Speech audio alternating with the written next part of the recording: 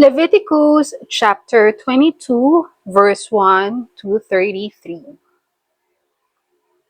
The Lord told Moses, "Instruct Aaron and his sons to be very careful not to defile my holy name by desecrating the people's sacred gifts. For I am Jehovah. From now on and forever, if a priest who is ceremonially defiled sacrifices the animals brought by the people, or handles the gifts dedicated to Jehovah, he shall be discharged from the priesthood, for I am Jehovah. No priest who is a leper or who has a running sore may eat the holy sacrifices until healed, and any priest who touches a dead person, or who is defiled by a seminal emission, or who touches any reptile or other forbidden thing, or who touches anyone who is ceremonially defiled for my reason, that priest shall be defiled until evening, and shall not eat of the holy sacrifices until after he has bathed that evening.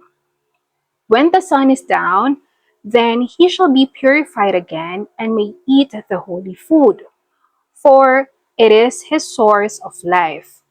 He may not eat any animal that dies of itself or is torn by wild animals, for this will defile him.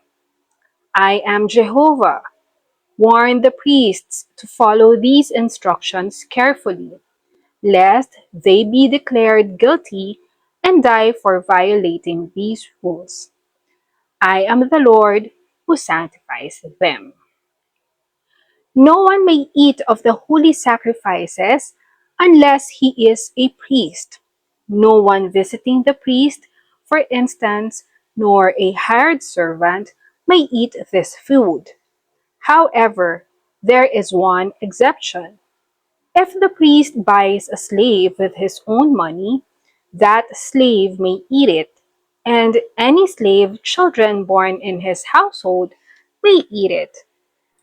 If a priest's daughter is married outside the tribe, she may not eat the sacred offerings. But if she is a widow or is divorced and has no son to support her, and has returned home to her father's household, she may eat of her father's food again.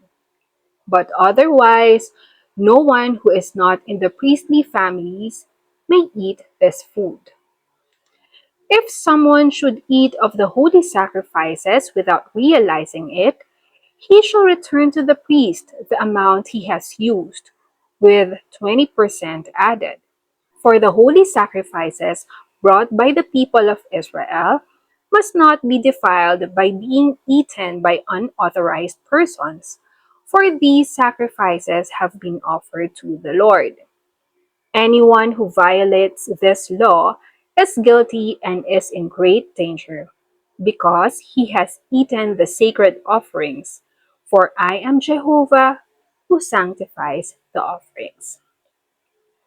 And the Lord said to Moses, "Tell Aaron and his sons and all the people of Israel that if an Israelite or other person living among you offers a burnt offering, sacrifice to the Lord, whether it is to fulfill a promise or is a spontaneous free will offering, it will only be acceptable to the Lord if it is a male animal without defect. It must be a young bull or a sheep or a goat. Anything that has a defect must not be offered, for it will not be accepted. Anyone sacrificing a peace offering to the Lord from the herd or flock, whether to fulfill a vow or as a voluntary offering, must sacrifice an animal that has no defect, or it will not be accepted.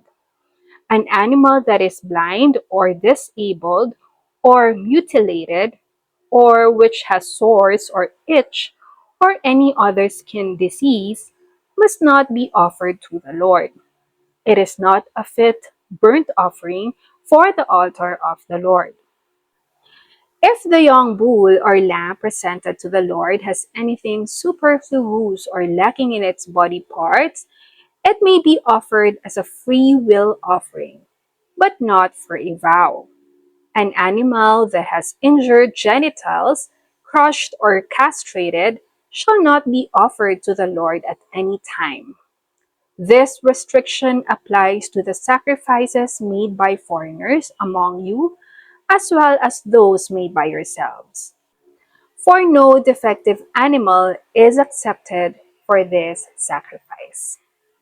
And the Lord said to Moses, when a bullock, sheep, or goat is born, it shall be left with its mother for 7 days.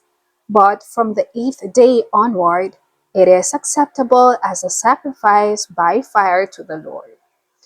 You shall not slaughter a mother animal and her offspring the same day, whether she is a cow or ewe. When you offer the Lord a sacrifice of thanksgiving, you must do it in the right way, eating the sacrificial animal the same day it is slain. Leave none of it for the following day. I am the Lord. You must keep all of my commandments, for I am the Lord. You must not treat me as common and ordinary. Revere me and hallow me, for I, the Lord, made you holy to myself, and rescued you from Egypt to be my own people. I am Jehovah. I'll leave these questions with you. Kindly share your thoughts and comment below.